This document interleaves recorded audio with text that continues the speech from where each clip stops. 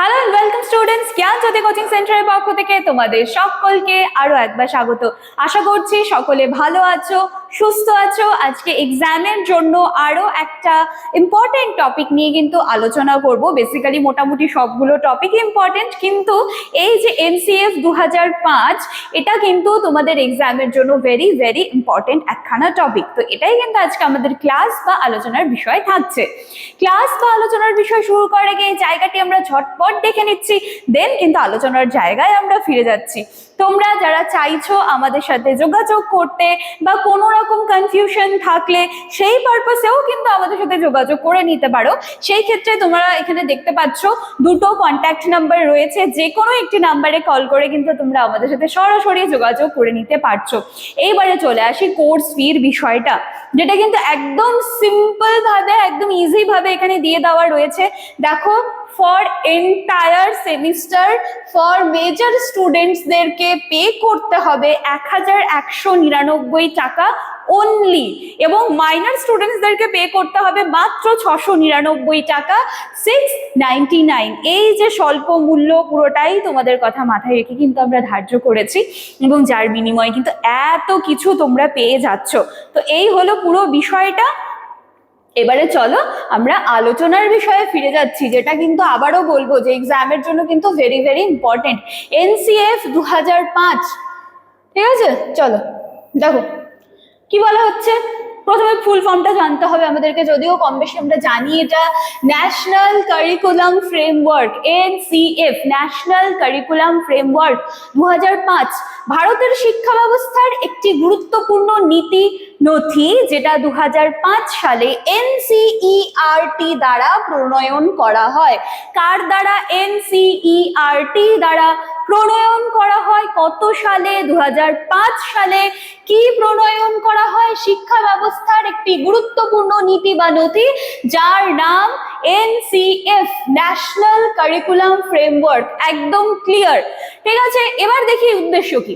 এর প্রধান উদ্দেশ্য ছিল শিক্ষা ব্যবস্থাকে আধুনিক, শিশু কেন্দ্রিক এবং সেটাকে অনেকটা এফেক্টিভ করে তোলা। এই উদ্দেশ্যে কিন্তু তৈরি হয়েছিল।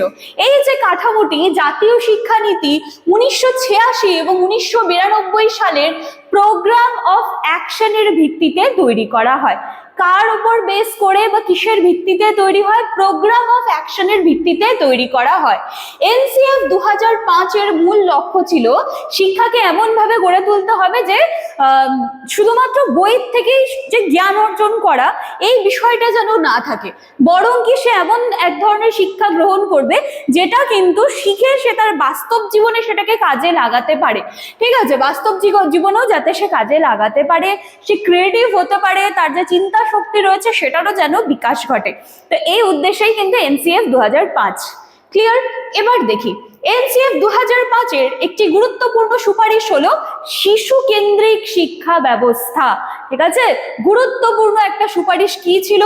শিশু কেন্দ্রিক শিক্ষা ব্যবস্থা। Very very important. শিশু কেন্দ্রিক শিক্ষা ব্যবস্থা কি বলা হলো? যে শিক্ষার কেন্দ্রবিন্দু শিক্ষার্থী হবে। ঠিক আছে? শিক্ষার্থী যেভাবে শিখতে চাইছে তাকে কিন্তু সেইভাবেই শেখাতে হবে। শিক্ষার্থীর আগ্রহ, তার অভিজ্ঞতা, তার নিডস কি রয়েছে সেইগুলোকে কিন্তু প্রায়োরিটি দেওয়া হবে। এটা কিন্তু মেইন সুপারিশ ছিল এনসিএফ 2005 এর। ক্লিয়ার? শিক্ষক এখানে শুধুমাত্র জ্ঞান প্রদানকারী নন, এখানে কিন্তু তিনি শিক্ষার্থীদের সাথে সাথে মানে শিক্ষার্থীদেরকে যখন শেখাচ্ছেন সেই যে প্রসেসটা, এর সাথে সাথে কিন্তু তিনি একজন সহায়ক, একজন ভালো পথ প্রদর্শকের ভূমিকাও পালন করবেন। এবং এর মাধ্যমে শিক্ষার্থীর কোনো রকম বাউন্ডারি থাকবে না শিখতে গিয়ে, সে স্বাধীনভাবে শিখছে, তার যথেষ্ট এক্সপিরিয়েন্স হচ্ছে শিখতে গিয়ে। ঠিক আছে? এবং সমস্তটাই কিন্তু মেইন কেন্দ্রবিন্দুতে থাকছে স্টুডেন্টসরা, তাদের কথা মাথায় রেখে কিন্তু পুরো জিনিসটাকে তৈরি করার কথা কিন্তু বলা হয়েছে এনসিএফ 2005-এ। ক্লিয়ার? চলো এরপরে দেখো কি বলা হচ্ছে। এই কাঠামোটির আরেকটা গুরুত্বপূর্ণ দিক কি দেখো, এটাও ভেরি ভেরি ইম্পর্টেন্ট। হ্যাঁ, যে মুখস্থ বিদ্যার পরিবর্তে বোঝার উপর জোর দিতে হবে। মুখস্থ বিদ্যা আর পড়লে হবে না, বা বাচ্চাদেরকে দিয়ে জোর করে মুখস্থ করানো এই যে বিষয়টা, তার পরিবর্তে বোঝাতে হবে। তো এনসিএফ 2005 অনুযায়ী শিক্ষা এমন হওয়া উচিত যাতে শিক্ষার্থীরা বিষয়গুলিকে একদম ডিপলি বুঝবে, না কি তারা শুধুমাত্র মুখস্থ করবে। বইয়ের অতিরিক্ত চাপ কমিয়ে শিক্ষাকে যতটা কি বলবো যে মজাদার করা যেতে পারে বা শিখতে যেন তারাও খুব বেশি উৎসাহিত সবসময় ফিল করে, তো এই জায়গাগুলো কিন্তু করতে বলা হয়েছে। শিক্ষার্থীরা যদি বোঝার মাধ্যমে শেখে তাহলে কি হবে, সেই জিনিসটা অনেক বেশি লং লাস্ট করে। কোনো জিনিস দেখবে যে আমরা প্রেসারে এসে যেন তেন করে মুখস্থ করে দিয়ে দিলাম, সেটা কিন্তু খুব বেশি ধরো ওই এক সপ্তাহ মনে থাকে হার্ডলি। কিন্তু যখন কোনো কনসেপ্টকে আমরা একদম বুঝে নিই যে চলো এখানে আর কোনো ডাউট নেই, একদম সুন্দরভাবে বুঝে নিয়েছি, এবার সেটা আমার মনে থাকবে অনেকটা দিন, তাহলে সেখানটাই কিন্তু যখন কেউ বুঝে নেয় সেটা কিন্তু মুখস্থ করার থেকে অনেক বেশি এফেক্টিভ হয়। তো সেটার কথাই কিন্তু এখানে বলা হয়েছে। তো সেই জ্ঞান দেখো অবশ্যই বাস্তব জীবনে প্রয়োগ করতে পারে, যেটা সেও বুঝে বুঝে শেখে। ঠিক আছে, এনসিএফ 2005 আরো সুপারিশ করে যে শিক্ষাকে বাস্তব জীবনের সঙ্গে যুক্ত করা অত্যন্ত প্রয়োজন। শুধু বইয়ের মধ্যে শিক্ষাকে আটকে রাখলে চলবে না, তাকে কমপ্লিট নলেজ দিতে হবে, তাকে এমন শিক্ষিত করতে হবে, তাকে এমন নলেজ দিতে হবে যেটা শুধুমাত্র সে গিয়ে এক্সামে লিখছে, দেন নাম্বার পাচ্ছে, দেন হয়ে গেল একটা ক্লাস কমপ্লিট হয়ে গেল, রেজাল্ট পেয়ে গেল, এরকম কিন্তু যাতে না হয়। সে এমন ধরনের শিক্ষাগুলো শিখবে যেগুলো যেন সে তার লাইফে সেগুলোকে কাজে লাগাতে পারে।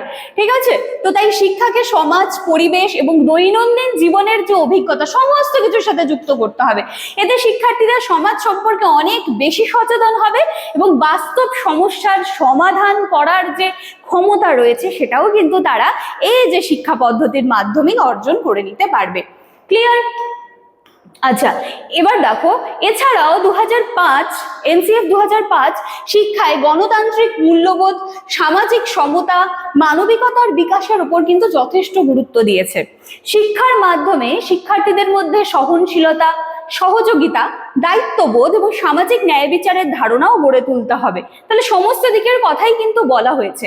এই কাঠামোতে কার্যভিত্তিক, অভিজ্ঞতা ভিত্তিক, যেটা আমরা দেখে এলাম যে অভিজ্ঞতা ভিত্তিক শিক্ষার উপর বিশেষভাবে জোর দিতে হবে, মুখস্থ করানোর থেকে কিন্তু তাকে বোঝার উপরে বেশি তার উপরে ফোকাস করতে হবে।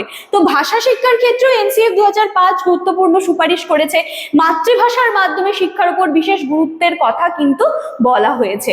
আর কি মূল্যায়ন পদ্ধতির ক্ষেত্রেও এনসিএফ 2005 কিন্তু একটা বড় মাপের পরিবর্তনের কথা কিন্তু বলেছে। মূল্যায়ন মানে কি, দেখো বলেছে যে শুধুমাত্র লিখিত পরীক্ষার মাধ্যমে শিক্ষার্থীদের মূল্যায়ন না করে continuous and comprehensive evolution CCE পদ্ধতির মাধ্যমে শিক্ষার্থীদের কিন্তু সামগ্রিক উন্নয়ন বা মূল্যায়ন করার কথাও কিন্তু বলা হয়েছে।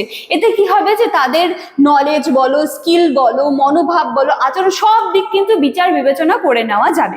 ঠিক আছে, তাহলে এনসিএফ 2005 অনেকগুলো দিক আমরা কিন্তু দেখলাম, যেখানে হচ্ছে দেখো বলা হচ্ছে যে শুধুমাত্র লিখিত পরীক্ষার বদলে একটা কন্টিনিউয়াস, একটা কম্প্রিহেনসিভ এভলিউশনের কথা বলা হচ্ছে, যেখানে মাতৃভাষায় শিক্ষাদানের কথা বলা হচ্ছে, যেখানে গণতান্ত্রিক মূল্যবোধ, সামাজিক সমতা, মানবিকতা সমস্ত কিছু বিকাশের উপর জোর দেওয়া হয়েছে, যেখানে শিক্ষাকে বাস্তব জীবনের সঙ্গে রিলেট করার কথা বলা হয়েছে, এবং গুরুত্বপূর্ণ সুপারিশ যেটা আমরা দেখলাম যে শিক্ষাকে কিন্তু বলা হয়েছে যে এটাকে শিশুকেন্দ্রিক শিক্ষা ব্যবস্থায় পরিণত করতে। ঠিক আছে, তো এই হচ্ছে কিন্তু পুরো বিষয় এনসিএফ 2005। ভালো করে দেখবে, অ্যাটলিস্ট আমার এই ক্লাসটা ভালো করে দেখলেও শুনতেই পয়েন্টগুলো মনে থাকবে। ভিডিওটি ভালো লাগলে তোমাদের ভ্যালুয়েবল কমেন্টসগুলো কমেন্ট সেকশনে রেখে যেতে ভুলবে না। দেখা হচ্ছে আবার নেক্সট দিনের ক্লাসে। Thank you.